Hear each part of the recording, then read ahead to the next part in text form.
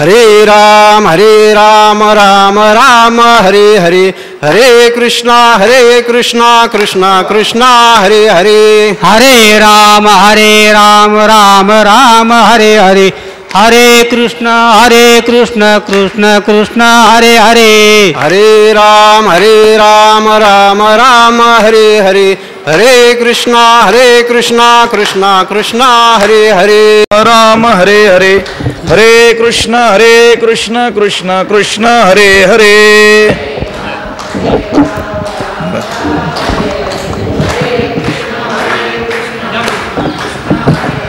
हरे राम राम राम हरे हरे, हरे कृष्ण कृष्ण कृष्ण हरे हरे.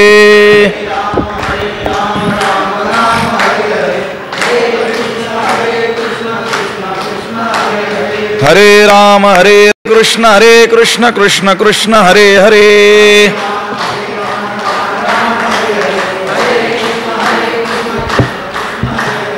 पुंडलीक वरदा हरि विठ्ठल श्री ज्ञानदेव तुकाराम, पंढरीनाथ भगवान की जय. माऊली ज्ञानेश्वर जगद्गुरु तुकाराम महाराज, सद्गुरु बंसी महाराज की जय, सद्गुरु जोग महाराज की जय. आता अवधारा कथा गहन, जे सकळा कौतुका जन्मस्थान, की अभिनव उद्यान विवेक तरुंचे. ज्ञानेश्वरीच्या पहिल्या अध्यायाचं चिंतन आपण करत आहोत आणि या पहिल्या अध्यायातील 28व्या क्रमांकाची ही ओवी आहे. या ओवीपासून 49व्या ओवीपर्यंत म्हणजे 22 ओव्यांमध्ये ज्ञानोबारायांनी महाभारताचं वर्णन केलेलं आहे. ज्या महाभारताच्या अंतर्गत भगवद्गीता हे प्रकरण आहे, त्या महाभारत ग्रंथाचं विस्तारानं वर्णन ज्ञानोबराय या 22 ओव्यांच्या माध्यमातून करत आहेत. या ओवीचा अन्वय एकदा पाहू. आता जे सकळा कौतुका जन्मस्थान, की विवेक तरुचे अभिनव उद्यान, गहन कथा अवधारा. ते गहन कथा अवधारा त्याचा अर्थ होतो आता. आता म्हणजे श्री गुरूंना वंदन केल्यानंतर. ज्ञानोबरायांनी येथे 22व्या ओवीपासून 27व्या ओवीपर्यंत श्री गुरूंना जे वंदन केलेलं आहे, त्यानंतर आता जे सकळा कौतुका जन्मस्थान, जी सर्व चमत्काराची केवळ काय आहे, जन्मभूमीच आहे. महाभारत कसं आहे ते ज्ञानोबरायांच्या दृष्टीनं कसं आहे, ज्ञानोबरायांच्या भाषेत आपल्याला समजावून घ्यायचे. ज्ञानोबराय म्हणतात, जे सकळा कौतुका जन्मस्थान, जणू हे महाभारत हे जणू सर्व कौतुकांचं चमत्कारांचं जन्मस्थानच आहे, जन्मभूमीच आहे. की म्हणजे किंवा विवेक तरुचे अभिनव उद्यान, विचाररूपी वृक्षांची ही, अभिनव म्हणजे अपूर्व, उद्यान म्हणजे बाग बगीचा आहे. यामध्ये विचाररूपी काय आहेत, जणू वृक्ष आहेत, आणि विचाररूपी वृक्षांची ही नवीन बागच आहे. असं हे जे महाभारत आहे ते गहन कथा अवधारा. ती थोर अशी गहन अशी कथा काय करा, ऐका. ज्ञानोबराय म्हणतात, जे सकळा कौतुका जन्मस्थान, सर्व कौतुकांचं चमत्काराचं हे काय आहे, जन्मस्थान आहे. महाभारताचं वर्णन अनेक ग्रंथांमध्ये वेगवेगळ्या रीतीनं केलेलं आपल्याला आढळतं. महाभारत हे वेदतुल्यच मानल्या जातं. भारतो पंचमो वेदहा अशी प्रसिद्धी देखील त्याला दिलेली आपल्याला आढळते. महाभारत हा जणू काही 5वा वेदच आहे अशी त्याबद्दलची काय आहे, प्रसिद्धी असलेली आपल्याला आढळते. हे महाभारत ज्ञानोबरायांच्या दृष्टीनं कसं आहे तर सकळा कौतुका जन्मस्थान, संपूर्ण चमत्कारांची जणू काय आहे ही जन्मभूमीच आहे असं ज्ञानोबराय मानतात. आता या महाभारतामध्ये एकंदर असं सांगतात की 8800 कूट श्लोक रचलेले आहेत. चमत्कृती पूर्ण अर्थ असलेले किंवा तशा शब्दरचना असलेले अनेक काय आहेत कूट श्लोक आहेत. ते कूट श्लोक येण्याचं देखील कारण सांगतात की ज्यावेळेस व्यासांना महाभारताची रचना करायची होती त्यावेळेस तसा योग्य लेखकही हवा, म्हणून त्यांनी शोध घेतला की आता मी हे जे सांगणार ते लिहिणारा तसा समर्थ कोणीतरी लेखक पाहिजे. जसं संतश्रेष्ठ ज्ञानोबरायांनी या भूमीमध्ये ज्ञानेश्वरी सांगितली आणि सच्चिदानंद बाबा आदरे लेखकू जाहला, सच्चिदानंद बाबा हे त्या ज्ञानेश्वरीचे काय झाले लेखक झाले. मग शोधांती या वेगवेगळ्या कथा आहेत. ब्रह्मदेवाच्या सल्ल्यानं गणपती बाप्पांची योजना केल्या गेली की व्यास महर्षी हे सांगतील आणि गणपती बाप्पांनी ते काय करायचं लिहून घ्यायचं. पण आता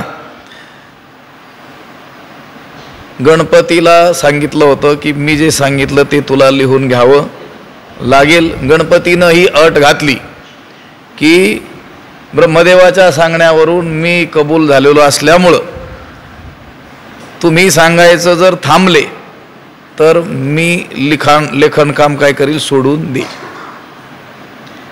मग व्यासांनी पुन्हा त्यांना एक अट घातली की ठीक आहे, सांगता सांगता जर मी थांबलोच तर तुम्ही म्हणता त्याप्रमाणे हे लेखनकाम तुम्ही सोडलं तरी चालेल, पण माझीही एक अट आहे की मी ज्यावेळेस श्लोक तुम्हाला सांगेल त्यावेळेस त्याचा अर्थ अगोदर बुद्धीमध्ये आणून मगच तो लिहायचा.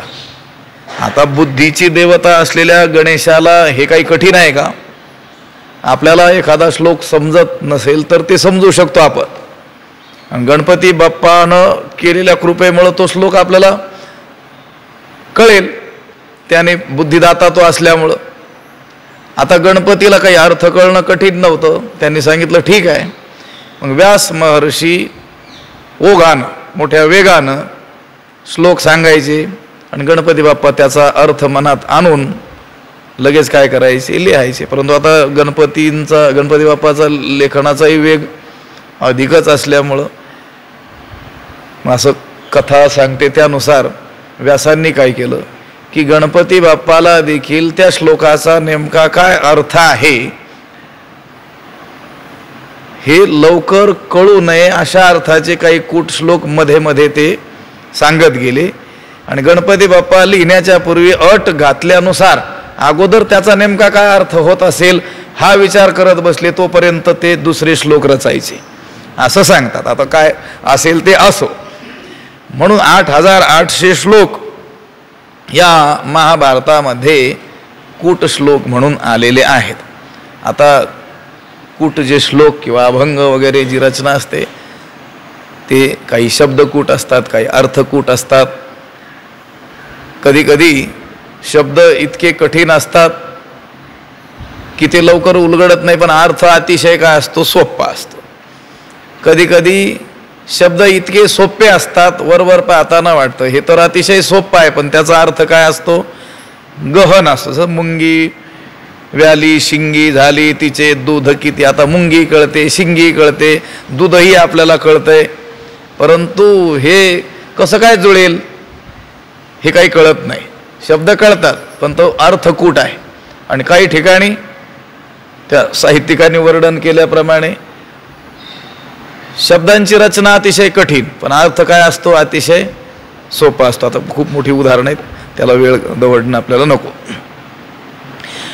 अशा कूट श्लोकांनी भरलेलं हे महाभारत आहे. सकळा कौतुका जन्मस्थान असं जे म्हटलेलं आहे की सगळ्या चमत्कारांचीच ही जणू काय आहे जन्मभूमीच आहे. महाभारत म्हणजे सर्व चमत्कारांची जन्मभूमीच आहे.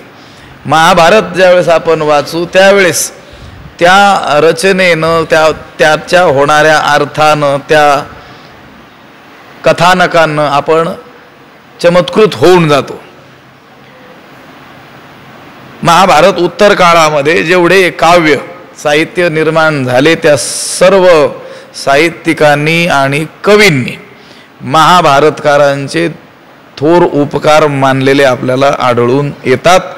आणि आमच्या सगळ्या काव्याला जर स्फूर्ती कुठून मिळाली असेल तर ती महाभारतातून मिळाली असं त्यांनी कबूल केलेलं आपल्याला दिसून येतं. किंवा एकंदर त्यांचं काव्यच महाभारतावरच आधारित असलेलं आपल्याला दिसतं.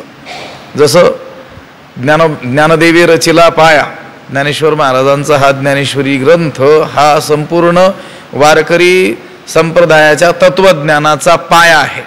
ज्ञानोबारायांच्या उत्तर काळात किंवा त्यांच्याही समकालीन असलेल्या सर्व संतांच्या ज्या रचना आहेत त्या सर्व रचनांचं मूळ त्याचा सगळ्यांचा आधार ज्ञानेश्वरी आहे.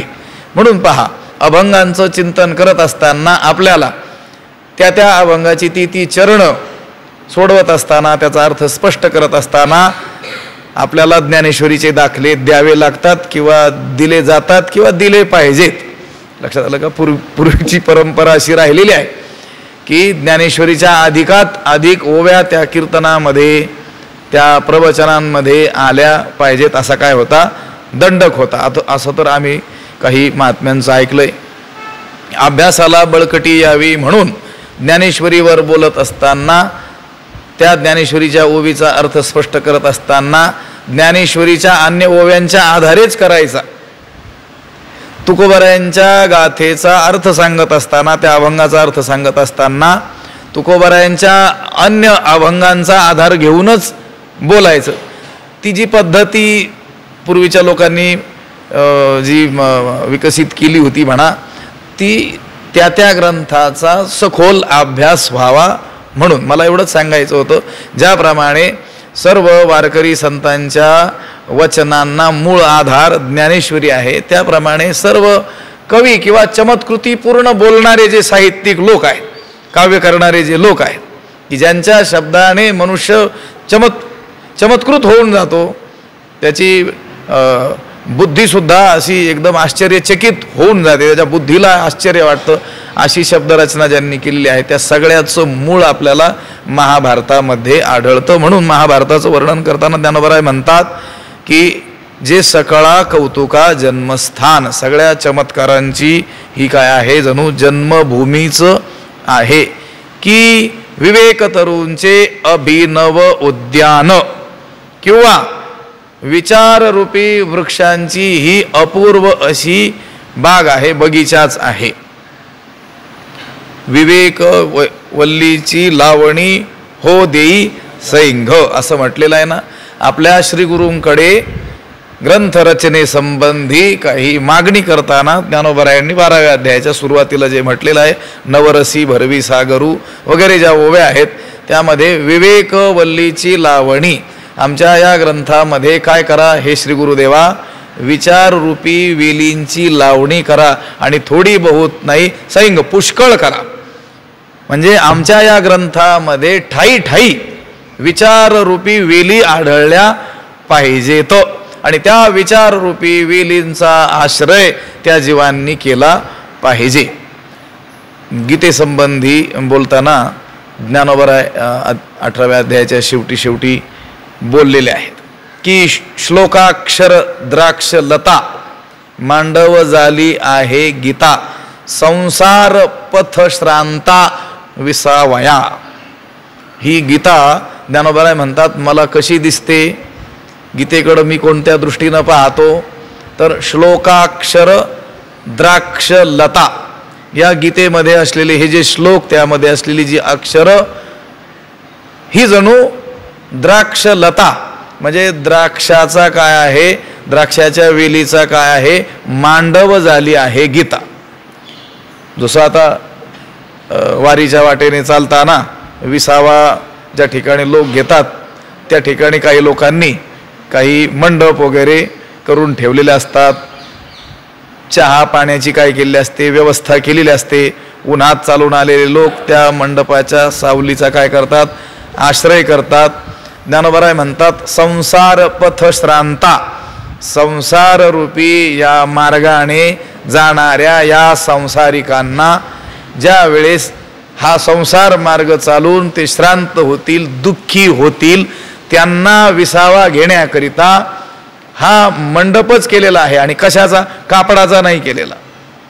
कापडाचा मंडप केला तर काय करील, फार तर सावली देईल, पण पुन्हा पाण्याची वेगळी व्यवस्था करावी लागेल तहान लागली तर, आणि भूकच लागली तर पुन्हा जेवणाची आणखी नव्यानं वेगळी व्यवस्था करावी लागेल. ज्ञानोबराय म्हणतात, श्लोकाक्षर द्राक्षलता, द्राक्षाच्या वेलीचा मंडपच जणू घातलेला आहे. आणि कोणते द्राक्ष, तर हे श्लोक, त्या श्लोकामध्ये असलेली अक्षर हे जणू द्राक्ष, आणि श्लोक म्हणजे त्या द्राक्षाचे घोस.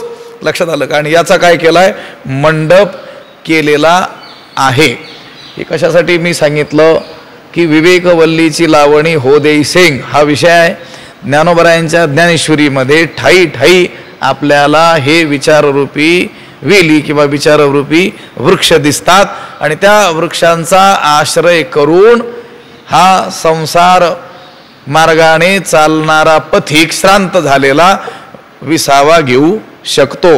हे महाभारत सुद्धा कसं आहे, विवेक तरुंचे अभिनव उद्यान, विचाररूपी वृक्षांची जणू नवीन बागच आहे. वनामध्येही वृक्ष असतात, झाडं झुडपं असतात, आणि बगीच्यामध्ये देखील झाडच असतात. परंतु वनात असलेली झाडं ही कशी असतात, ती काही लावणी केलेली नसते, ते अस्ताव्यस्त असे उगवलेले असतात. आणि वनामध्ये कोणतीही झाडं कुठेही उगवलेली असू शकतात, पण बगीच्यामध्ये मात्र तसं नसतं. म्हणून लोक विहार करण्याकरिता वनात जात नाहीत, कुठे जातात, बगीच्यात जातात. केलाय की नाही पाठीमागे बगीचा? काही महाभाग तर इकडे न येतात तसेच तिकडून जात असतील. लक्षात आलं का? त्यांच्यासाठी तोच विसावा, खरा विसावा हा आहे. परंतु त्याची जाणीव नसल्यामुळं त्याच्यातच रममाण होणारे लोक पलीकडच्या बाजूनं जात असतील. जाओ बिचारे, त्या निमित्ताने का होईना या भूमीच्या संपर्कात ते येतात, हे भाग्यच म्हणायचं. लक्षात आलं का त्यांचं? आणि त्यांना इकडं यावं वाटत नसल्यामुळं किंवा तेवढं पुण्य नसल्यामुळं ते इकडं येत नाहीत, हेही भाग्यच म्हणायचं आपलं. लक्षात असो, विवेक तरुंचे अभिनव उद्यान, विचार रूपी वृक्षांची ही अपूर्व बागच आहे. मी सांगत होतो, वनामध्ये असलेली झाडं झुडपं आणि बगीच्यामध्ये लावलेले झाडं याच्यामध्ये काय आहे, फरक आहे. बगीच्यामध्ये विशिष्ट अंतरावरती, विशिष्ट ठिकाणी, विशिष्ट मार्गाच्या दुतर्फा काय केले जातात, ते झाडं लावले जातात. त्यामुळं काय होतं, सहजच काय होतं, मनोरंजन देखील माणसाचं होतं. मन काय होतं, तिथं रमतं, आणि मन रमल्यामुळे तिथे थांबावं वाटतं. मनुष्य त्या बगीच्याचा काय करतो, आश्रय करतो. अगदी त्याच पद्धतीनं हे महाभारत सुद्धा विचार रूपी वृक्षांची बाग आहे, पण कशी, अभिनव, अपूर्व. आता एखादी बाग, आपण त्या बागेमध्ये गेलो, फार त्या बागेचा काय झाला, अतिपरिचय आपल्याला झाला, तर तिकडं फारसं आपल्याला जावं वाटत नाही. पण बगीचात जाण्याची आवड ज्याला आहे अशा व्यक्तीला जर सांगितलं की अमुक ठिकाणी नवीन बाग निर्माण झालेली आहे आणि तिथं तुम्ही ज्या बागा पाहिल्या असतील त्यापेक्षा काय आहे, अपूर्वता आहे, पूर्वी पाहिलेलं, तुम्ही जे पाहिलेलं आहे ते तिथे नाही, नवीनच काहीतरी आहे, तर तिकडं मनुष्य काय होतो, आकर्षित होतो. हे महाभारत सुद्धा विवेकरूपी वृक्षांची बाग आहे, पण कशी, अभिनव, नवीन बाग आहे. म्हणून जे कोणी विचाररूपी वृक्षाचा आश्रय घेणारे लोक आहेत त्यांना सुद्धा या महाभारतामध्ये रमावं वाटतं. लक्षात आलं का? त्यांना देखील त्या महाभारतातून बाहेर निघावंसं वाटत नाही, कारण महाभारत ही विचाररूपी वृक्षांची नवीन काय आहे, अपूर्व अशी काय आहे, बाग आहे. आता विवेक म्हणजे विचाररूपी तरूचं उद्यान जे म्हटलेलं आहे, कारण या महाभारतामध्ये सगळ्या गोष्टींचा विवेक, सगळ्या गोष्टींचा विचार आलेला आहे. काय काय आलेला आहे या महाभारतामध्ये? अर्थशास्त्रमिदं प्रोक्तम, धर्मशास्त्रमिदं महत्, कामशास्त्रमिदं प्रोक्तम व्यासेनामित बुद्धीना. अमित बुद्धी, अतिशय ज्या मित म्हणजे ज्याचं परिमाण सांगता येणार नाही अशी विशाल, नमोस्तुते व्यास विशाल बुद्धे, अशा अमित बुद्धीच्या व्यासांनी रचलेलं हे जे महाभारत आहे हे अर्थशास्त्रही आहे, हे धर्मशास्त्रही, महान असं धर्मशास्त्रही आहे आणि कामशास्त्र देखील आहे.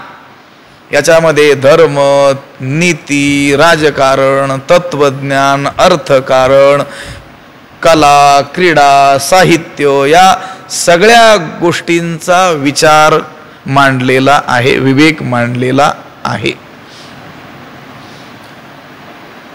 एका जणाला असं विचारलं होतं, एका ज्ञानी महापुरुषाने विचारलं,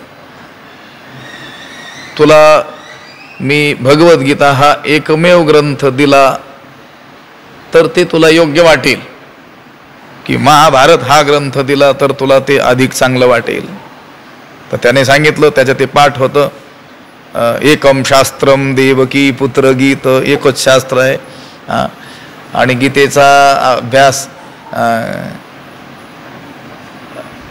एक गीता जर आपलीशी झाली, आपण अवगत केली, तर अन्य शास्त्र किमन्यही शास्त्र विस्तारही, अन्य शास्त्र विस्तार करण्याची काय आवश्यकता आहे? म्हणून तो म्हटला, मला फक्त भगवद्गीता मिळाली तरी पुष्कळ आहे.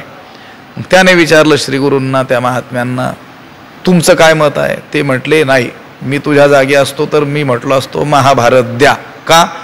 कारण गीता त्याच्यामध्ये आपोआप येणारच आहे, पण महाभारताचा देखील काय होईल, त्याने लाभ होईल. आणि गीता समजून घेण्याकरिता ज्या अनेक गोष्टी कळणं आवश्यक आहे त्या महाभारताच्या माध्यमातून समजावून घेता येतील. या महाभारतामध्ये अनेक प्रकारचे काय आलेले आहेत, विचार मांडलेले आहेत. एकांगी विचार या ग्रंथामध्ये नाही, केवळ अध्यात्माचा किंवा तत्वज्ञानाचा हा ग्रंथ नाही, केवळ राजकारण या विषयाला वाहिलेला हा ग्रंथ नाही, तर यामध्ये सर्व गोष्टींचा काय केलेला आहे, विचार केलेला आहे. म्हणून विवेक तरुंचे अभिनव उद्यान. आता अवधारा कथा गहन, जे सकळ कौतुका जन्मस्थान, की अभिनव उद्यान विवेक तरुंचे. ना तरी सर्व सुखाची आदी, जे प्रमेय महानिधी, नाना नवरस सुधाब्धी परिपूर्ण हे. ना तरी जे सर्व सुखाची आदी, प्रमेय महानिधी, नाना हे परिपूर्ण नवरस सुधाब्धी. ना तरी, ना तरी म्हणजे किंवा. ज्ञानोबारायांनी ह्या 28व्या ओवीमध्ये 2-3 गोष्टी याच्याबद्दल बोलले, की सकळा कौतुका जन्मस्थान, विवेक तरुंचे अभिनव उद्यान. आणि ही कथा कशी आहे, गहन, गहन असलेली ही काय आहे, उथळ नाही, वरवर नाही. जेवढा त्या महाभारताचा किंवा त्यातील त्या प्रकरणांचा, त्या श्लोकाचा आपण विचार करत जाऊ, तेवढा तेवढा अर्थ आपल्या हाती लागेल. जसं ज्ञानेश्वरी ग्रंथ आहे, एकदा विचार केला आणि त्यातील काही प्रमेय आपल्या हाती लागले म्हणजे तेवढेच सिद्धांत त्यामध्ये होते असं नाही. त्यावेळेला आपलं सामर्थ्य जाणून ज्ञानोबरायांनी तेवढंच हृदगत आपल्यासमोर काय केलेलं आहे, प्रकट केलेलं आहे.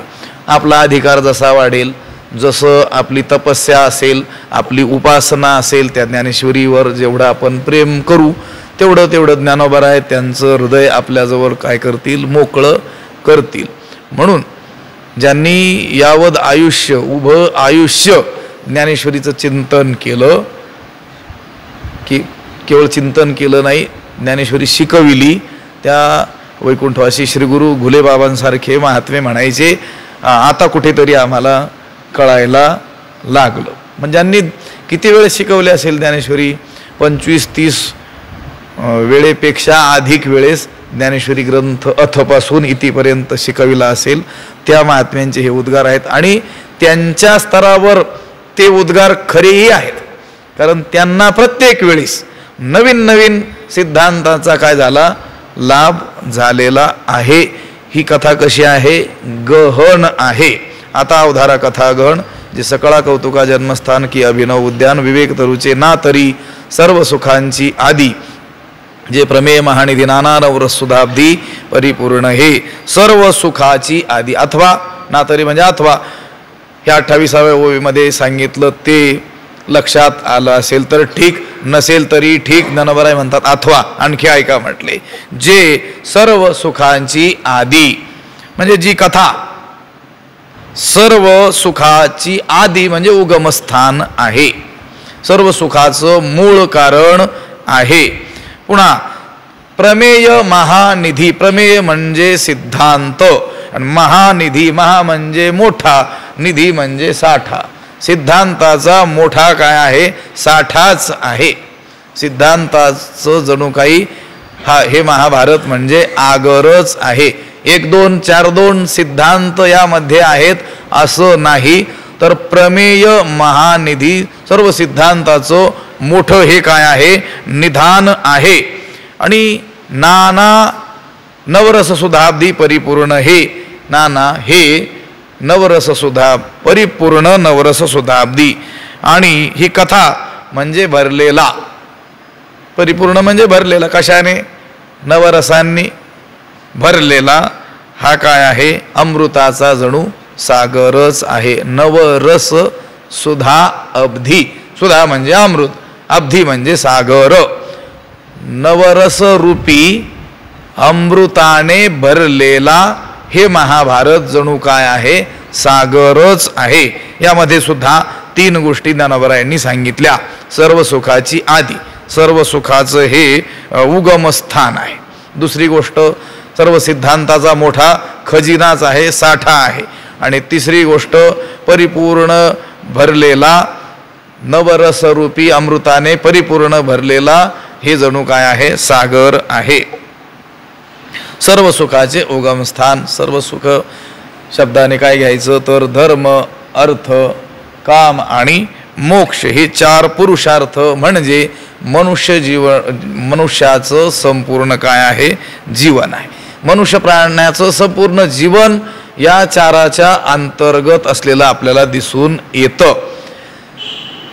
पुरुषार्थ म्हणून, परमपुरुषार्थ म्हणून मोक्षाचं जरी वर्णन अध्यात्मशास्त्रामध्ये सर्वत्र असलं तरी देखील त्या मनुष्य जीवनाला पूर्णता ज्याच्यामुळे येते, वेगवेगळ्या अंगांनी त्याचं जीवन जे पूर्ण होतं त्या या वेगळ्या म्हणजे या सांगितलेल्या पुरुषार्थांनी होत असतं. धर्म, अर्थ, काम आणि मोक्ष. भलेही मोक्षाला लक्ष्य करून आणि धर्माधिष्ठित काम आणि अर्थसेवन करायचं आपल्याला सांगितलेलं आहे. कारण या 4 पुरुषार्थाचा जर विचार केला तर अर्थ आणि काम याला देखील पुरुषार्थ म्हटलंय, पण हे मध्ये ठेवलेत. अगोदर काय आहे, धर्म, आणि शेवटी काय आहे, मोक्ष. म्हणजे ज्याची सुरुवात धर्मातून होते आणि मोक्षाकडे ज्याचं मार्गक्रमण होतं त्या अर्थ आणि कामाला देखील काय म्हटलेलं आहे, पुरुषार्थ.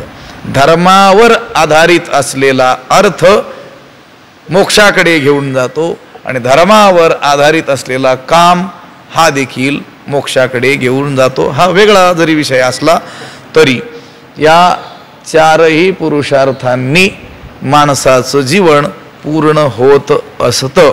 म्हणून सर्व सुखाची आदी, इथं सर्व सुख शब्दाने इतर अध्यात्म ग्रंथांमध्ये सर्व सुख म्हणजे ब्रह्मसुख, परमात्मसुख असं घेतलं तरी हरकत नाही. पण सर्व सुख म्हणत असताना इह आणि पारलौकिक सुख या सगळ्यांचा अंतर्भाव आपल्याला त्या सर्व शब्दाला पाहून करावा लागतो. महाभारत ग्रंथामध्ये केवळ मोक्षाचा मार्गच सांगितलेला आहे असं नाही, तर इहलौकिक जीवन सुद्धा सुखमय बनवण्याचे अनेक उपाय यामध्ये सांगितलेले आहेत. मग तुमचं सांसारिक जीवन सुद्धा वैभव संपन्न, तुम्ही अभ्युदय केला. अभ्युदय शब्दाचा अर्थ आहे इहलौकिक संपन्नता. धर्माची व्याख्या करतानाच आपण पाहून आलो, यतोभ्युदय निश्रेयस सिद्धी सधर्मः, म्हणजे ज्याच्या माध्यमातून अभ्युदय म्हणजे तुमचं सांसारिक वैभव देखील प्राप्त होतात आणि पारलौकिक कल्याणाचा मार्ग देखील प्रशस्त होतो, त्याला तर काय म्हटलेलं आहे? धर्म. धर्म हा काही तुमच्या भौतिक सुखाच्या आड येत नाही. लोक उगीच धर्माला भितात. धर्माविषयी काहीतरी उगीच चुकीच्या गोष्टी समाजामध्ये पसरलेल्या असतात. लोकांना वाटतं धार्मिक झालो रे झालो की इहलौकिक सुखाला मुकलोच म्हणून समजायचं. तसं नाही.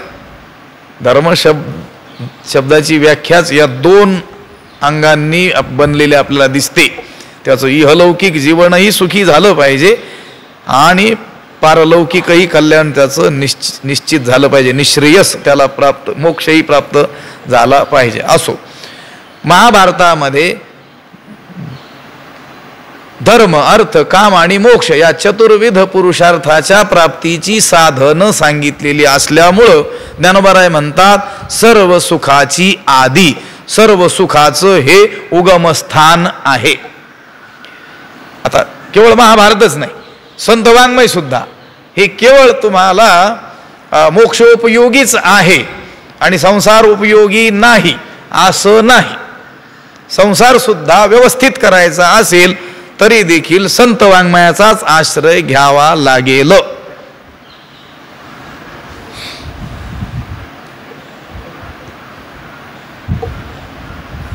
वेदनिष्ठा कशी असावी हे सांगताना तिथं ज्ञानोबारायांचे शब्द आहेत पहा.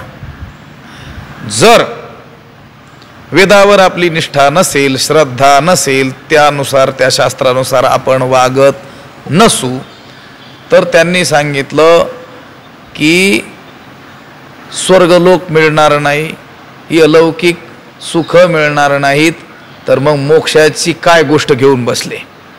लक्षात आलं का? मोक्षप्राप्तीसाठी वेदावर निष्ठा ठेवावी लागेल किंवा परलोकाला लोकांतराला जायचं असेल तरी देखील वेदानं सांगितलेले स्वर्ग कामो यजेत वगैरे श्रुती ज्या आहेत, आपल्याला यजन करावं लागेल, त्याच्यावर विश्वास ठेवावा लागेल. हे ठीक आहे, हे ठीक वाटतं माणसाला. स्वर्गाला ज्याला जायचं त्यानं वेदाचा आश्रय घ्यावा. वेदाधारे बोलती केवळ कर्म प्रतिष्ठिती, किंवा म्हणती संसारी जन्मीजे यज्ञाधिक कर्म कीजे मग स्वर्ग सुख भोगीजे मनोहर. आणि ते यज्ञाधिक कर्म कशी करावीत हे वेदात आलेलं असल्यामुळं ज्याला स्वर्गाला जायचं त्याने वेदाचा आश्रय घ्यावा, किंवा ज्याला परमात्म स्वरूपाशी एकरूप व्हायचं त्याचे उपाय उपनिषदादी ग्रंथांमध्ये आलेले असल्यामुळं त्याने त्याचा आश्रय घ्यावा. पण आम्हाला सांसारिक कल्याण करायचं असल्यामुळं आम्ही कशाला आश्रय घ्यावा? तर गोष्ट अशी आहे की त्याचा आश्रय घेतल्याशिवाय सांसारिक कल्याण देखील होऊ शकत नाही. मग माणसं रात्रंदिवस संसार करतात. शास्त्रात जशी आज्ञा दिलेली आहे तसा न करता अंगामनाशी रुचावे, मनाला वाटेल तसा करतात, पण सुखी झाल्याचा काही अनुभव नाही ना. आणि भौतिक गोष्टीमध्ये सुद्धा सुख आहेत याचंही वर्णन आढळतं. मग त्याचा अनुभव कोणाला आहे? का नाही? त्याचं कारण शास्त्रानुसार तो संसार नाही. कारण संसार सुद्धा करायचं सांगितलं, कोणी सांगितलेलं आहे? शास्त्रानेच सांगितलं, शास्त्रानेच आज्ञा दिली. तेवढी आज्ञा पाळतो. काय? शास्त्राने संसार करायचा सांगितलेला असल्यामुळे मी संसारी झालेलो आहे. पण कसा करायचा हे देखील सांगितलेलं आहे. तिथं मात्र आपण मनोमार्गे गेला, मनानेच काय करतो, त्या संसारामध्ये विचरण करतो, म्हणून दुःखी होतो. मला गोष्ट एवढीच सांगायची होती की सर्व सुखाची आदी असं म्हणत असताना सर्व सुखाचं उगमस्थान महाभारत आहे असं म्हणत असं ते ज्या अर्थी म्हणतात त्या अर्थी तुमच्या सांसारिक सुखाच्या प्राप्तीची साधनं सुद्धा महाभारत ग्रंथामध्ये सांगितलेली असल्यामुळं त्या दृष्टीनं प्रयत्न केला तर यत्किंचित काय जे सुख म्हणून वर्णिलंय भौतिक सुख ती काय होऊ शकतं, हाताला लागू शकतं. असो, पारलौकिक कल्याणासाठी तर सद्ग्रंथांचा आश्रय घ्यावाच लागेल, यात कोणतीही शंका नाही. मी बोलत होतो संत वाङ्मय सुद्धा एकांगी नाही, केवळ मोक्षोपयोगीच ते आहे असंही नाही. जीवनाच्या प्रत्येक समस्येचं समाधान, उत्तर संत वाङ्मयामध्ये आलेलं आहे. म्हणून ज्याला केवळ संसार करायचा आहे, देवाशी काही देणं घेणं नाही, अशाही माणसांनी संसार सुखी व्हावा असं वाटत असेल तर काय करावं? संत वाङ्मयाचाच आश्रय करावा. एखाद्याला केवळ व्यापार हेच त्याचं लक्ष आहे, त्याला दुसरं काही दिसत नाही. त्या अर्जुनाला जसा त्या पोपटाचा काय दिसत होता? डोळाच दिसत होता. त्याने सुद्धा काय करावं? संत वाङ्मयाचाच काय करावा? आश्रय करावा. ज्याला आणखी काही गोष्टी करायच्या असतील, केवळ अभ्यासच करायचा असेल, त्यानं सुद्धा संत वाङ्मयाचाच काय करावा? आश्रय करावा. ठीक आहे, महाभारतापुरतं आपण पाहिलं तर ना तरी सर्व सुखाची आदी, सर्व सुखाचं मूळ कारण, मूळ उगमस्थान हे महाभारत आहे. जे प्रमेय महानिधी, सिद्धांताचा मोठा खजिनाच जणू हे महाभारत आहे. एखाद दुसरा सिद्धांत या ग्रंथामध्ये नाही, तर सिद्धांताचा काय आहे म्हटले? खजिना आहे, प्रमेय महानिधी. प्राचीन ज्या विद्या आपल्याला सांगितलेल्या आहेत त्या आपण नेहमी बोलतो, शब्दप्रयोग करतो. 14 विद्या, 64 कला, तर त्या विद्या चतुर्दश सांगितलेल्या आहेत. पुराण न्याय मीमांसा धर्मशास्त्रांग मिश्रिताः वेदास्थानानि विद्यानां धर्मस्य च चतुर्दश, असे 14 स्थान त्या विद्येची सांगितलेले आहेत. आणि या सर्व विद्या कुठे आहेत? महाभारतामध्ये आहेत. आणि जेवढ्या त्या 14 विद्या म्हणून सांगितल्या त्यातील जे सिद्धांत आहेत ते सिद्धांताचं मूळ स्थान हे महाभारत आहे. जे प्रमेय महानिधी, नाना नवरस सुधाब्धी परिपूर्ण हे, किंवा आणखी ज्ञानोबा या महाभारताबद्दल बोलतात, नवरस सुधाब्धी परिपूर्ण हे, परिपूर्ण नवरस सुधाब्धी, किंवा हे महाभारत म्हणजे शृंगारादी नवरसांनी भरलेला अमृताचा हा काय आहे? पूर्ण समुद्रच आहे. नाना नवरस सुधाब्धी परिपूर्ण हे. शृंगार हा हास्य करुणा वीर रौद्र भयानका हा बिभत्साद अद्भुतात शांताश्च नवकाव्यरसा स्मृता हा, नवरस काव्याचे सांगितलेले आहेत. शृंगार, वीर, करुण, अद्भुत, हास्य, भयानक, बिभत्स, रौद्र आणि शांत अशा नवरसांचं वर्णन शास्त्रात येतं. तसं त्या भारतानं अष्टौ काव्यरसा स्मृता 8च मानलेले आहेत, पण सगळ्यांनी 9 मानलेले असल्यामुळं त्याचा विचार आपण बाजूला ठेवून, ज्ञानोबाराय आपल्याला प्रमाण असल्यामुळं नवरसी भरवी सागरू असं ते म्हणत असल्यामुळं रस किती आहेत? 9 आहेत. काव्यातील रस किती आहेत? 9 आहेत. आणि या नवरसांनी भरलेला अमृताचा हा पूर्ण काय आहे? समुद्रच आहे. महाभारताच्या अंतर्गत असलेल्या नवरसांच्या सेवनांनी म्हणजे महाभारताच्या नित्य पठणानं मोक्षाची काय होते? प्राप्ती होते. म्हणून या रसांना अमृताची उपमा दिलेली आहे. इतरही काव्यग्रंथ आपल्याला या जगात आढळतील, परंतु त्या काव्यांतर्गत असलेले रस हे काही सुधा म्हणजे अमृत नसतील. त्यांनी मनोरंजन होईल, बुद्धी तल्लख होईल, बोलण्याची कला अवगत होईल, परंतु जे मानवी जीवनाचं मुख्य लक्ष आहे परमात्मा प्राप्ती, त्याकडे प्रवृत्ती करून देण्यामध्ये ते मात्र कमकुवत ठरतील. महाभारत मात्र तसं नाही. म्हणून या महाभारतामध्ये असलेल्या नवरसांना अमृत असं म्हटलेलं आहे. आणि महाभारत हे नवरसरूपी अमृताने पूर्ण भरलेला जणू काय आहे? समुद्रच आहे. नाना नवरस सुधाब्धी परिपूर्ण हे. की परमधाम प्रकट सर्व विद्यांचे मूळ पीठ शास्त्रजाता वसवट अशेषांचे. की प्रकट परमधाम सर्व विद्यांचे मूळ पीठ अशेषांचे शास्त्रजाता वसवट. या ओवीचा अर्थ होतो की म्हणजे किंवा. ज्ञानोबाराय म्हणतात हे पटलं नसेल, कळालं नसेल, आणखी सांगतो. किंवा प्रकट परमधाम ही महाभारत कथा म्हणजे प्रत्यक्ष मोक्षच आहे. महाभारताच्या रूपानं जणू काही मोक्षच प्रकट झालेला आहे. परमधाम प्रकट, कारण परम म्हणजे श्रेष्ठ, धाम म्हणजे घर, प्रासाद, ठिकाण.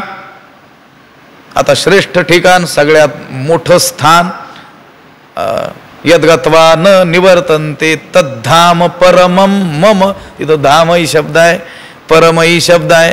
परमधाम कशाला म्हणतात? जेथे गेल्यानंतर पुन्हा येणं नाही त्याला काय म्हणतात? परमधाम.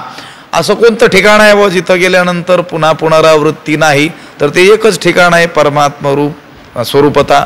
त्या स्वरूपाशी एक रूप झालो की पुन्हा यावं लागत नाही, त्या नाही मागोता जन्म घेणे, पुन्हा जन्माला यावं लागत नाही.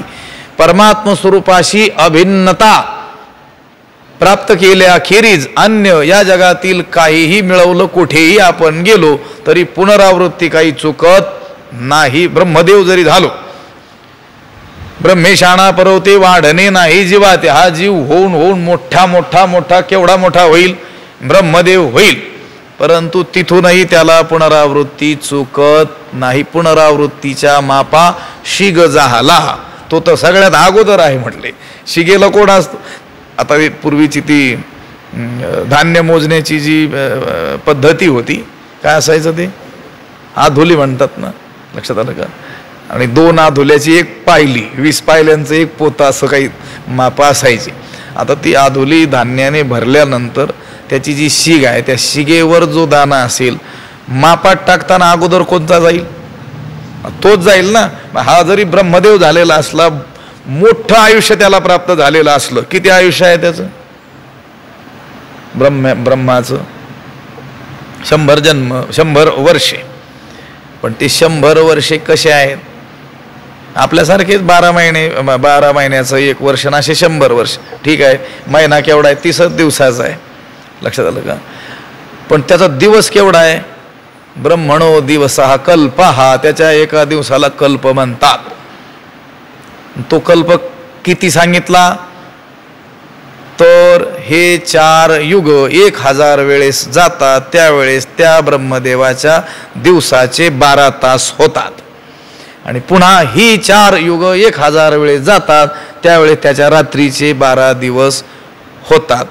असा 1 दिवस, असा 30 दिवसाचा महिना, 12 महिन्याचं वर्ष, आणि असा 100 वर्षे ब्रह्मदेव जगतो. जाऊ द्या, लक्षात आलं का? पण त्याला देखील पुनरावृत्ती चुकत नाही, कारण त्याने प्राप्त केलेलं स्थान, धाम हे परम नाही.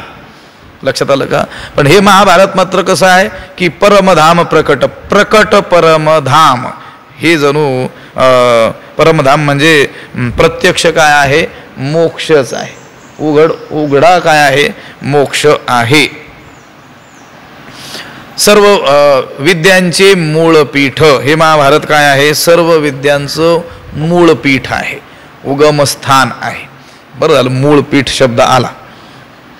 हे नेवासा क्षेत्र सुद्धा वारकरी संप्रदायाचं मूळ पीठ आहे. लक्षात आलं? गुरुवर्य गाथामूर्ती राऊत बाबा बोलले होते. पण हा आता हे किती हजारो वेळेस वाचला असेल, पण आज काय आलं त्याच्यावर लक्ष केंद्रित झालं. हा शब्द इथला आहे. ज्ञानोबरायांनी ज्ञानदेवी रचेला पाया, ज्ञानेश्वरीच्या माध्यमातून वारकरी संप्रदायाचा, भागवत धर्म मंदिराचा जो पाया रचला, तो कुठे रचला? येथेच रचला. हा पैसखांब नसता तर संप्रदाय देखील नसता. हे सर्व संप्रदायाचं पीठ आहे. अनेक पीठ आहेत, पण हे कोणतं पीठ आहे? मूळ पीठ आहे. सगळ्यांचं उगमस्थान इथून आहे, हे मूळ आहे.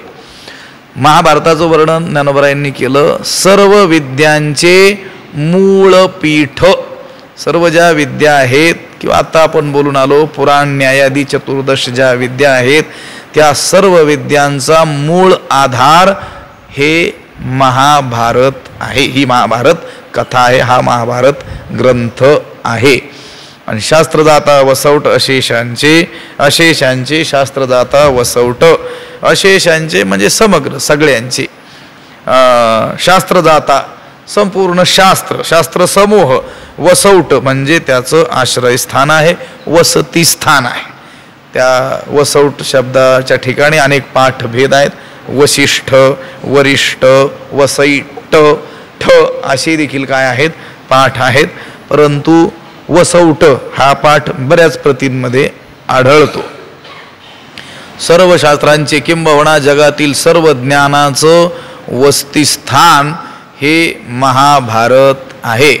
सर्व प्रकारची ज्ञान वस्तीला आली किंवा त्यांनी जन्म घेतला तो कुठे तर या महाभारताच्या ठिकाणी घेतलेला आहे. की परमधाम प्रकट, सर्व विद्यांचे मूळ पीठ, शास्त्रदाता वसवट अशेषांचे. प्रकट परमधाम किंवा प्रकट परमधाम प्रकट याचं चिंतन करत असताना कसं काय हा प्रत्यक्ष मोक्ष आहे. तर आता आपण बघून आलो महाभारताच्या अंतर्गत भीष्म पर्वांतर्गत ही भगवद्गीता सांगितलेली आहे. आणि गीता हा काही अन्य ग्रंथांसारखा ग्रंथ नाही, तर ही त्या श्री प्रभूची वाङ्मयीन मूर्तीच आहे. आणि प्रभू मोक्ष स्वरूपच आहे. मोक्षाचं वर्णन काय वेगळं केलं गेलं का? मोक्ष होणं म्हणजे नेमकं काय तर त्या परमात्मा स्वरूपाशी एक रूप होऊन जाणं. तो परमात्मा कुठे आहे?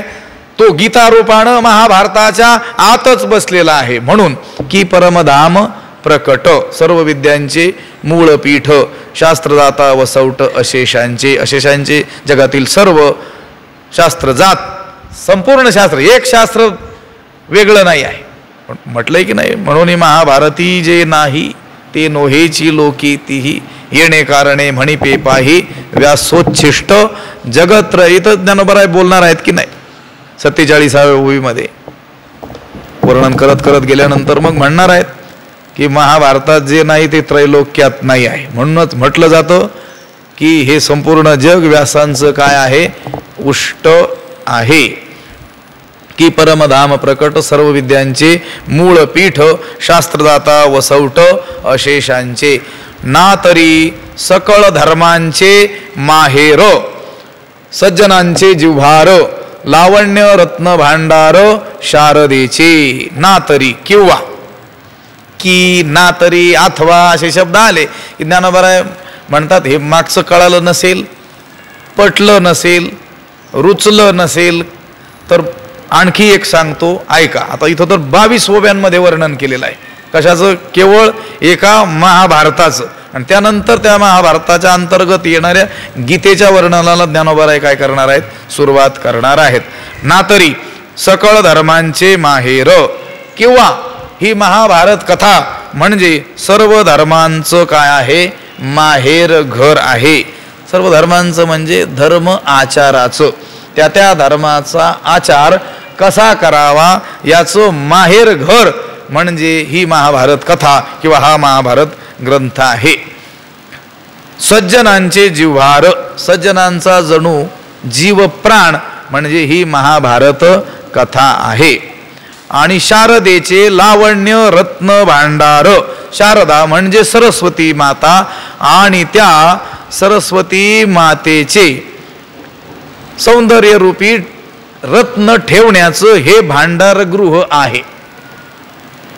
3 गोष्टी याच्यातही सांगितल्या. सकळ धर्मांचे माहेर, सर्व धर्मांचं. आता धर्माचा प्रांत खूपच मोठा आहे आणि महाभारतकारांनीच म्हटल्याप्रमाणे धर्मस्य तत्वम निहितम गुहायाम, अंधाऱ्या गुहेत जणू चाच पडावं असा धर्माचा हा काय आहे गहन असलेला काय आहे प्रांत आहे. त्या एका श्लोकातलं पद मी म्हटलो, महाजनो येन गतः सपंथा, हा त्याचा शेवट आहे ना. श्रुतयोर विभिन्ना स्मृतिश्च भिन्ना हा नैको मुनिर्यस्य वचः प्रमाणम, धर्मस्य तत्वं निहितम गुहायाम महाजनो येन गतः सपंथा. आपल्याला तेवढंच देणं घेणं आहे आता की धर्माचा प्रांत हा काय आहे अतिशय मोठा आहे. आम्ही राम महाराज आम्हाला कधी अगोदर अभंग देऊन मग चिंतन करायला सांगायचे. त्यांची ती प्रथा आहे, परंपरा आहे आणि त्याने लाभ देखील होतो. मग असा धर्म शब्द असलेले काही अभंग आम्हाला दिली की मग आम्ही त्याचं पिंजून पिंजून काय करायचो, चिंतन करायचो. धर्माचे पाळण करणे पाखांड खंडण हा अभंग एकदा देव टाकलेला त्यांनी दिला होता. त्यावेळेस त्या धर्म शब्दाच्या मी सांगितलं माझ्या संग्रहामध्ये जवळजवळ 53 व्याख्या उपलब्ध आहेत. त्याचं कारण घडलं होतं. आमच्या श्री गुरु स्वामीजींनी एकदा रागे रागे असं म्हटलं की जर तुम्हाला एवढी प्रतिभा देवानं दिलेली असेल तर दुसऱ्यासाठी तुम्ही काय करता, किती श्लोक कंठस्थ केले. मी म्हटलं साहित्याचा अभ्यास करताना 3-3.5 हजार श्लोक मी कंठस्थ केलेले आहेत. म्हटले आत्ता मला लिहून जर तू देऊ शकत असशील तर तुला किती स्मरतात, किती लिहून देऊ शकतो. मी म्हटलं देऊ शकतो 2-1 हजार श्लोक. तर ते म्हटले एवढेही नको, पण मी सांगतो तसं वर्गीकरण करा. मग काही शब्द त्यांनी दिले. धर्म असेल, भक्ती असेल, भक्त असेल, शास्त्र असेल, ज्ञान असेल, आणि त्या त्या शब्दावर जेवढं तुम्हाला आढळतंय वेद वाङ्मयामध्ये, वेद वाङ्मयापासून संत वाङ्मयापर्यंत ते लिहून काढून पहिला शब्द माझ्यासमोर आला धर्म. मग मी त्यावरती अगदी वेद उपनिषदांपासून आपल्या संतांनी केलेल्या व्याख्येपर्यंत, ज्ञानोबरायांनी केलेल्या धर्माच्या व्याख्येपर्यंत, इथं वडील जे जे करी ते तया नाम धर्म इथपर्यंत अशा जवळजवळ 53-54 व्याख्या काय केल्या होत्या, गोळा केल्या होत्या. मग धर्म शब्दावर बोलायचं ठरलं की 8 दिवस मजेत बोलू शकतो आपण. लक्षात आलं का? धर्माचा प्रांत मला जर 53 सापडलेल्या असतील तर न सापडलेल्या अजून कितीतरी असतील की. लक्षात आलं का? आयुष्यभर आपण त्या एका शब्दाचं चिंतन केलं तर आयुष्य काय होईल, निघून जाईल, परंतु तो प्रांत तसाच शिल्लक राहील. ज्ञानोबाराय म्हणतात हे महाभारत कसं आहे, सकळ धर्मांचे माहेर. वर्णाश्रम विहित जे सर्व धर्म आहेत त्या धर्माच्या आचाराचं हे काय आहे, जणू माहेर आहे. धर्माचे मुख्यतः प्रवृत्ती लक्षण धर्म आणि निवृत्ती लक्षण धर्म असे ढोबळमानाने 2 प्रकार पडतात. आता त्यातील प्रवृत्ती लक्षण जो धर्म आहे त्यामध्ये तर कितीतरी प्रकार आपल्याला आढळून येतील. व्यक्तीचा धर्म, त्या त्या व्यक्तीचा धर्म, वर्ण धर्म, आश्रम धर्म, कुल धर्म, जाती धर्म, त्या त्या काळाला अनुरूप असलेला तो धर्म, आपत धर्म ज्याला म्हणतात की त्या काळामध्ये तो आपल्याला पाळावाच लागत होता. देश धर्म असे धर्माचा मोठा काय आहे, प्रांत आहे. आणि त्या सर्व धर्माचं माहेर हे महाभारत आहे. व्यक्तीचा व्यक्तिगत धर्म तो देखील त्याने कसा आचरावा. वर्ण धर्म, त्या त्या वर्णाच्या व्यक्तीनं कोणत्या धर्माचं आचरण करावं. त्यात असलेले आश्रम, त्या आश्रमातील व्यक्तीनं कोणत्या धर्माचं आचरण करावं. संतांनी सांगितलं की नाही, ब्रह्मचारी धर्म गोकावी अक्षरे. ब्रह्मचारी हा जो आश्रमाचा प्रकार आहे, ब्राह्मण क्षत्रिय वैश्य शूद्र हे झाले 4 वर्ण, आणि ब्रह्मचारी गृहस्थ वानप्रस्थ आणि संन्यासी हे झाले 4 आश्रम. त्या त्या वर्णातील व्यक्तीने, त्या त्या आश्रमातील व्यक्तीने कोणत्या धर्माचं आचरण करावं हे सगळं कुठं आलेलं आहे, महाभारतामध्ये आलेलं आहे. वर्णधर्म, आश्रम धर्म, त्या त्या व्यक्तीचा धर्म, त्या त्या काळामध्ये कसं वागलं पाहिजे तो देखील काय आहे, धर्म आहे. सत्यम वद धर्मैंचर. ठीक आहे, नेहमी खरे बोलावे लिहिलेलं असतं की नाही, शाळेमध्ये लिहिलेलं असतं बोर्डवर सुविचार, नेहमी खरे बोलावे. पण हे नेहमीसाठी खरं नाही, तुम्हाला सांगतो. लक्षात आलं का? हा, ज्यावेळेस बोलण्याची वेळ येते त्यावेळेस खरं बोलावं, पण नेहमीच बोलावं असं नाही ना. गमतीनं वक्ते बाबा फार गंमत करायची. ते म्हटले एकानं बाजारामध्ये सगळं धनधान्य विकलंय. म्हटले धान्याचा मोठा साठा आणि पैसे घेऊन आला घरी ठेवले. त्या मुलानं पाहिले की आपल्या वडिलांनं तिजोरीमध्ये लाखभर रुपये काय केलेले आहेत, ठेवलेले आहेत.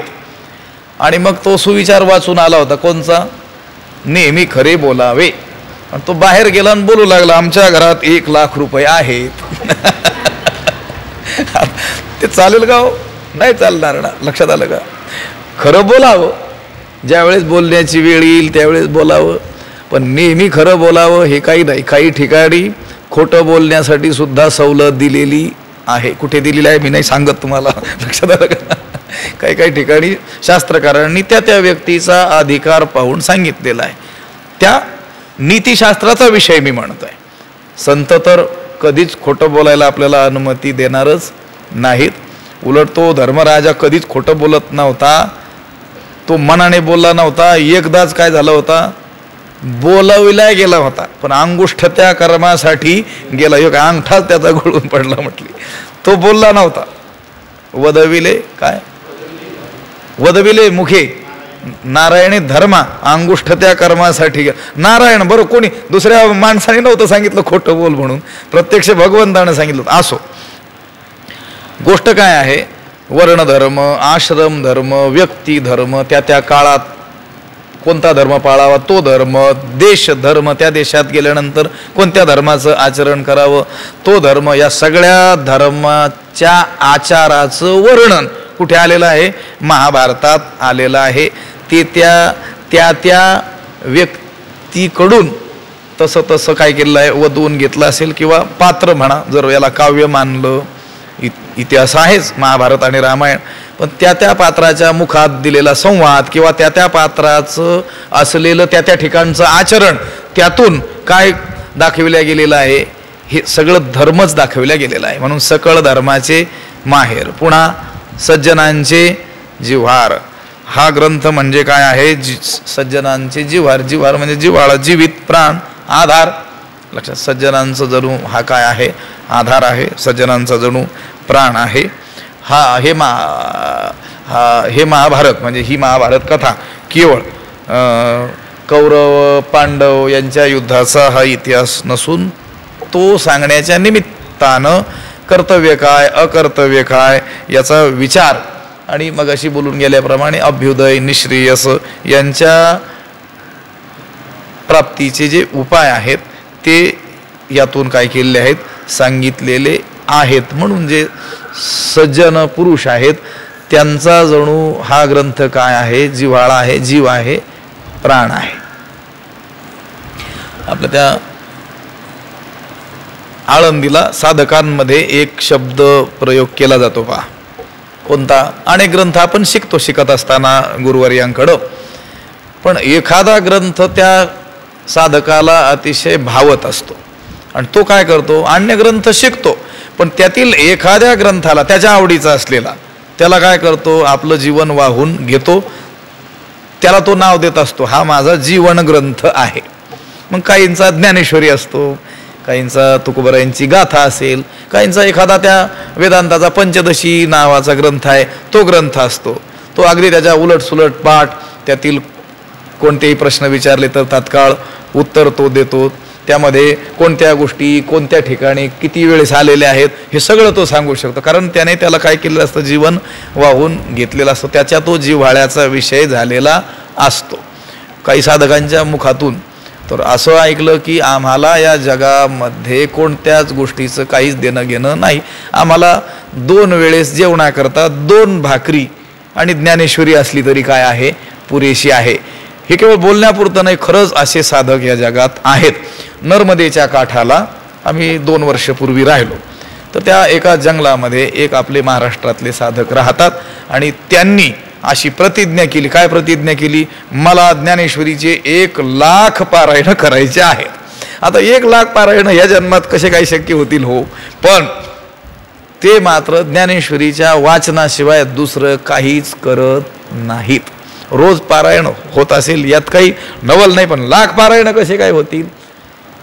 पण त्यांचा तो निश्चय आहे. म्हणा आपण बोललो होतो बाबा की जरी त्यांचं हे आयुष्य याचं प्रारब्ध संपलं, पण त्यांनी केलेली ती दृढ प्रतिज्ञा पूर्ण होण्याकरिता भगवंताला पुन्हा त्यांना मनुष्य जन्म आणि त्या जन्मजात त्यांना ज्ञानेश्वरीची आवड निर्माण करून द्यावी लागेल. लक्षात, जीवन ग्रंथ एवढाच शब्द जो साधकात प्रचलित आहे तेवढंच पाहायचं होतं आपल्याला.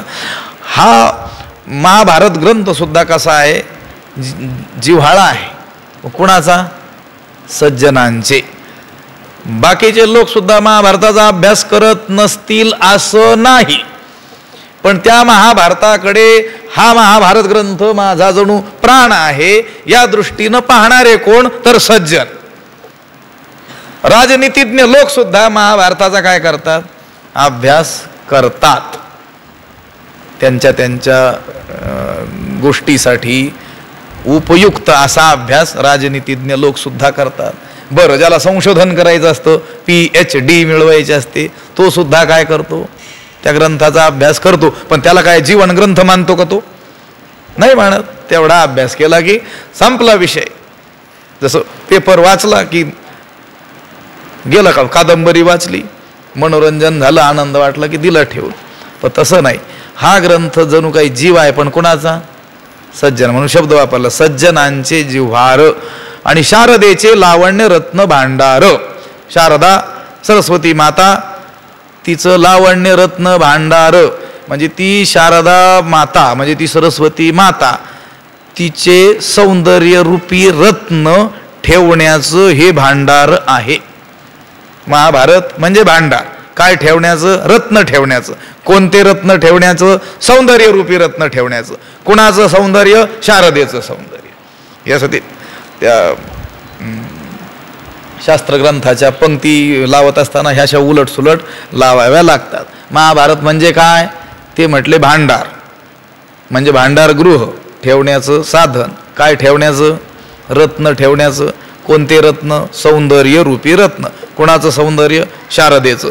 शारदेच्या सौंदर्य रूपी रत्ने ठेवण्याचं हे जणू भांडार गृहच आहे. आपल्याला जर सरस्वती मातेचे सौंदर्य रत्न पाहायचे असतील तर काय करावं लागेल? महाभारताचा आश्रय करावा लागेल, त्याचा अभ्यास करावा लागेल. ना तरी सकळ धर्मांचे माहेर, सज्जनांचे जिव्हार, लावण्य रत्न भांडार शारदेचे. आणि पुढच्या पवित्र ज्ञानावर सांगतील की ही शारदा या त्रिजगतामध्ये या कथारूपानं जणू काय झाली? प्रकट झाली. पण ते उद्या पाहू. पुंडलिक वरदा हरी विठ्ठल श्री ज्ञानदेव पंढरीनाथ भगवान माऊली ज्ञानेश्वर महाराज विठ्ठल विठ्ठल विठ्ठल विठ्ठल विठ्ठल. पुंडलिक वरदा हरी विठ्ठल श्री ज्ञानदेव पंढरीनाथ भगवान की माऊली ज्ञानेश्वर महाराज.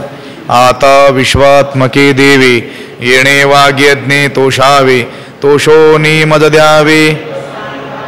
जे खळांची व्यंकटी सांडो, तया सत्कर्मी रती वाढो. भूता परस्परे पडो, दुरितांचे तिमिर जावो. विश्व स्वधर्म सूर्ये पाहो, जो जे वांछेल तो तेला हो. प्राणीजात वर्षत सकळ मंगळी, ईश्वर निष्ठांची मांदियाळी. अनवरत भूमंडळी भेटो तया भूता, चला कल्पतरूंचे आरव. चेतना चिंतामणीचे गाव, बोलते जे अर्णव पियुषांचे. चंद्रमे जे अलांछन, मार्तंड जे तापहीन. ते सर्वाही सदा सज्जन, सोयरे होतू किंबहुना सर्व सुखी. पूर्ण होवणे तिही लोकी, भजिजो आदिपुरुखी अखंडित. आणि ग्रंथोपजीविये, विशेषी लोकी इये. दृष्टादृष्ट विजये होवावेजी. एथ म्हणे श्री विश्वेश्वरा हो, हा होईल दान पसावो. येणे वरे ज्ञानदेवो सुखिया झाला. येणे वरे ज्ञानदेवो सुखिया झाला. येणे वरे ज्ञानदेवो सुखिया झाला. पुंडलिक वरदा हरी विठ्ठल श्री ज्ञानदेव पंढरीनाथ भगवान की माऊली ज्ञानेश्वर. जगद्गुरु तुकाराम महाराज, सद्गुरु बंशी महाराज, सद्गुरु जोग महाराज की जय.